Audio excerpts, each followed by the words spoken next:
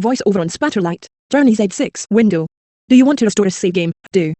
Actions available. Spectacular intro graphic which will knock all socks off. Graphics window. Waiting for mouse click. Journey Part 1 of the Golden Age trilogy. Created by Mark Blank. Illustrations by Donald Languzzi. Copyright C. 1988-1989 Infocom. Incorporated. All rights reserved. Press any key to begin.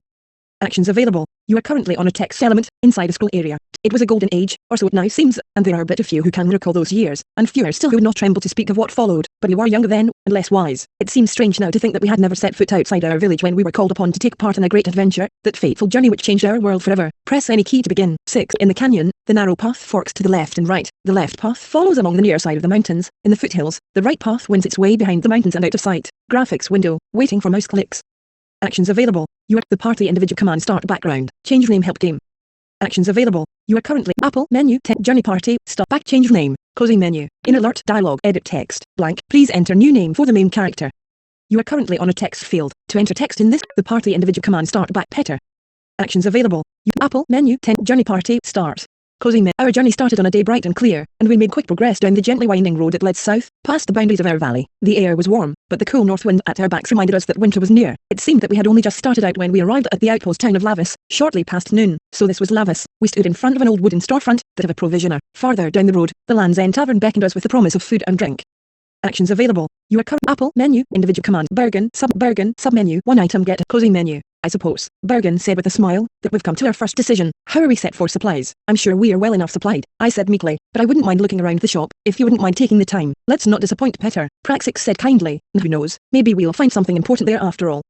Actions available. You are currently on a tech Apple menu 10 individual commands journey proceed enter.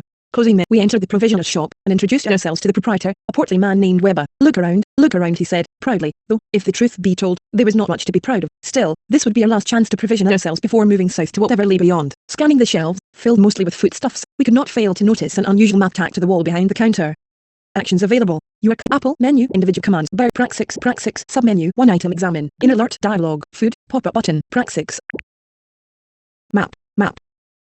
Closing dialogue. Our journey started on a day bright. Praxix expressed a keen interest in the map, and Webb obliged him by taking the old parchment from the wall and, not letting it out of his grasp, holding it up before the wizard. The map was old and worn, and of a land unknown to us. Suddenly looking grave, Webb asked, so you're going on, to the outlands? Apple menu individual commands Praxix submenu 2 items closing menu.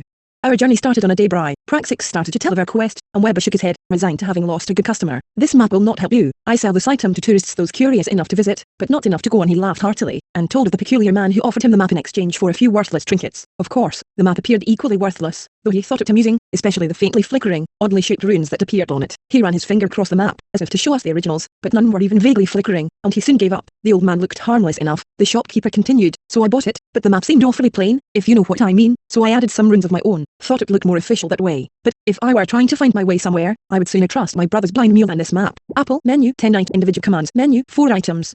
You are currently on a menu. To choose this menu item, press Ctrl Petter submenu 3 items back in alert dialog food menu 2 map.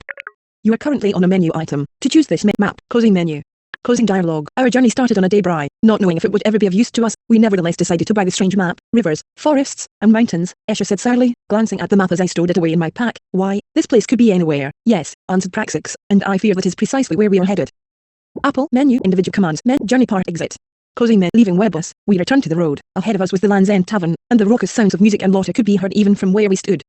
Actions available. You are currently on a tech Apple menu individual commands menu 4 items journey proceed game. Closing menu. In alert dialog save pop-up button please select menu 4 restore end session. You are end session closing menu. In alert dialog save pop-up button closing menu 3 quit. You are quit closing menu. Quit pop-up button.